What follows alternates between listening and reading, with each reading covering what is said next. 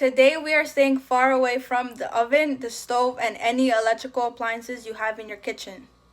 Your safety is our number one priority, and we want to make sure that the kitchen is a safe environment for you all. But don't worry, that doesn't mean today's recipe won't be fun and delicious. Whenever you are completing a recipe, it is important to read the recipe thoroughly. You want to be aware of the ingredients being used and the procedure being used. You rely on the recipe to give you the information you need so you're not scrambling through. And reading beforehand also helps you remember as you go. These are the ingredients you'll need for today's recipe. For the crust, you'll need 24 Oreos and 4 tablespoons of melted butter. For the filling, you'll need 16 ounces of cream cheese, which is equivalent to 2 cups, and it has to be softened at room temperature. So an hour before you start your recipe, take out the cream cheese and let it sit for the hour. You'll need 1 cup of powdered sugar, 1 teaspoon of vanilla extract, 2 cups of cold heavy whipping cream, and 15 Oreos. But remember, if you're not using Oreos, you'll just substitute it for whatever cookie you decide to use.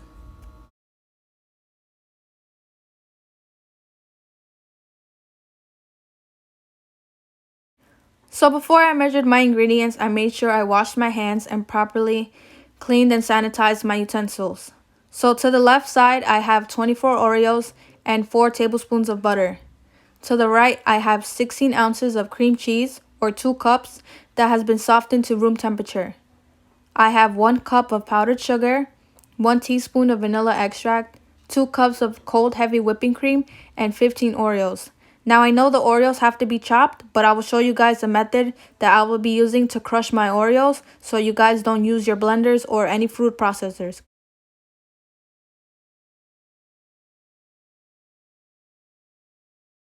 These are the instructions on how to make the crust. Step 1. Add the Oreos or cookies of your choice to a food processor and process until they turn into crumbs. Step 2. In a mixing bowl, combine the crumbs and melted butter and mix until all the crumbs are coated in butter. Step 3. Line the bottom of your pan with parchment paper and add the mixture into the pan. Press down firmly to create one even layer. Step 4. Put the pan in the refrigerator to chill while you work on the cheesecake filling. Now remember, we're not using the food processor. In just a moment, I'll be showing you guys an alternative you can use. So for this alternative step, you'll need a Ziploc bag, your Oreos for the crust, a rolling pin, or a large spoon. Make sure you're also wearing gloves for this step because you will be touching the Oreos. So fit the Oreos in the Ziploc bag like so. So now that all my Oreos are in the bag, I'm going to use my rolling pin, and I'm just going to hit the Oreos until they're in fine crumbs. Or if you have a large spoon and you don't have a rolling pin, just keep flipping. Okay, once your Oreos are finally crushed, just go in and add the 4 tablespoons of your butter and mix just until combined. Then you're going to pour your Oreo mixture into the pan. Get everything in there. And use your hand, again with gloves on, to firmly press the crust into one even layer.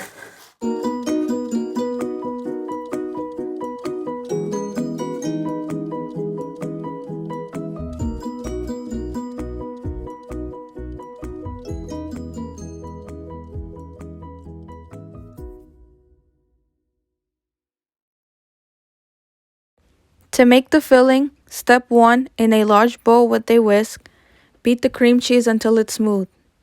It should take about 7 to 8 minutes. Add the powdered sugar and vanilla extract and mix well. Step 2, in a separate bowl, pour in the heavy cream. Start mixing on low speed. Then gradually increase to medium-high until the mixture thickens and forms stiff peaks. Step 3, add the whipped cream to the cream cheese mixture by gently folding in.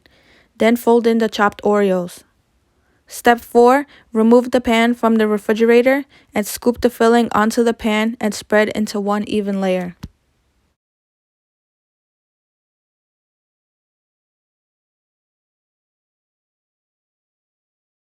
So now that we've whisked our cream cheese until it's pretty smooth, we're going to add in our powdered sugar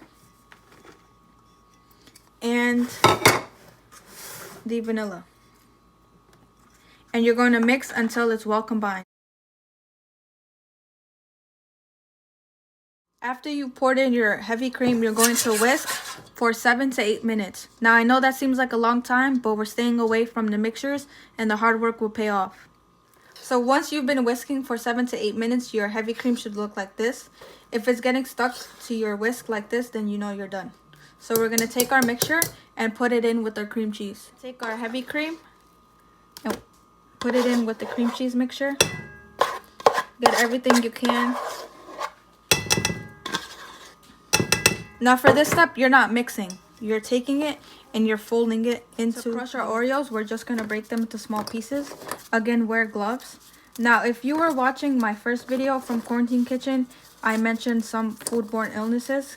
And in the comment section below, can anybody remind me what illnesses are we preventing others from catching?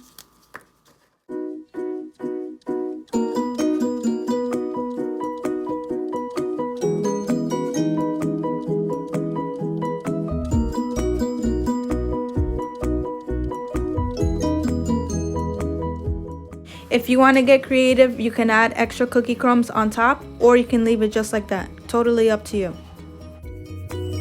Once you're done, cover tightly with plastic wrap and transfer back to the refrigerator to chill for at least 4 to 5 hours or overnight.